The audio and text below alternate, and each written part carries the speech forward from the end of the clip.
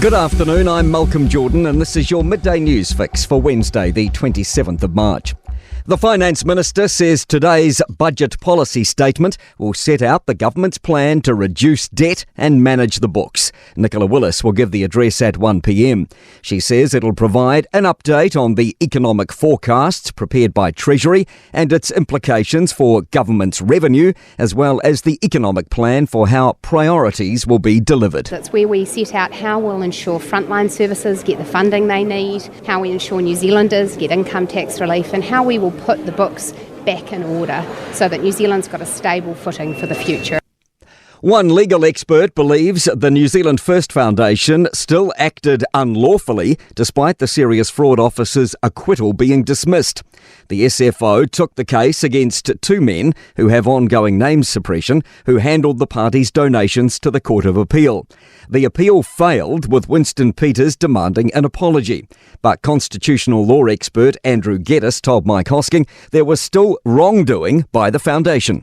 What the foundation was doing was illegal. The problem was that there was no specific offence provision that they could be charged with under the Electoral Act. So the Serious Fraud Office had to reach for the Crimes Act, which just didn't really fit. A homicide investigation's been launched after police were called to a Hamilton address early this morning. A person's been taken into custody at a Rotatuna address, which has now been cordoned off. Motorists are being asked to avoid two South Island highways after serious crashes, one fatal. State Highway 8 is closed between Clyde and Cromwell after a three-vehicle crash involving two trucks and a car that's left one person dead.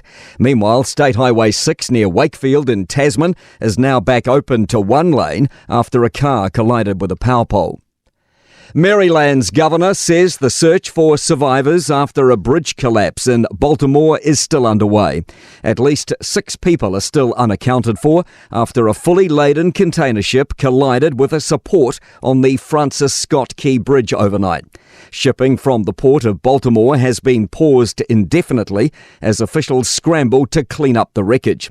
Wes Moore says every single resource in air, land and sea has been deployed to search for survivors. This will not be short. There's going to be a long road. There's going to be a long road, not just as we go from search and rescue. There'll be a long road as we talk about what does the future of this region, the future of the area look like. A push for urgent preventative action on long COVID. Researchers have carried out a review of published evidence to figure out how concerned we should be about the condition and what we should do about it.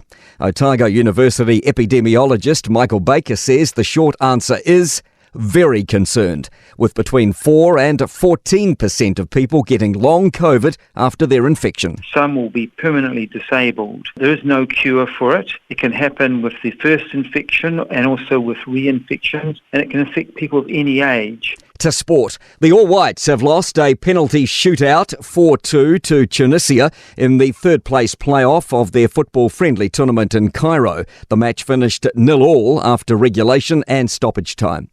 Crusaders coach Rob Penny has credited his organisation for lifting morale as the side navigate their worst losing run in Super Rugby franchise history. They're bottom of the table after 5 defeats in a row.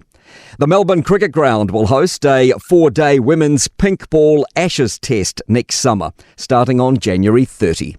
I'm Malcolm Jordan. That's your latest news fix. We'll be back with the next update at 5pm from the Newstalk ZB newsroom.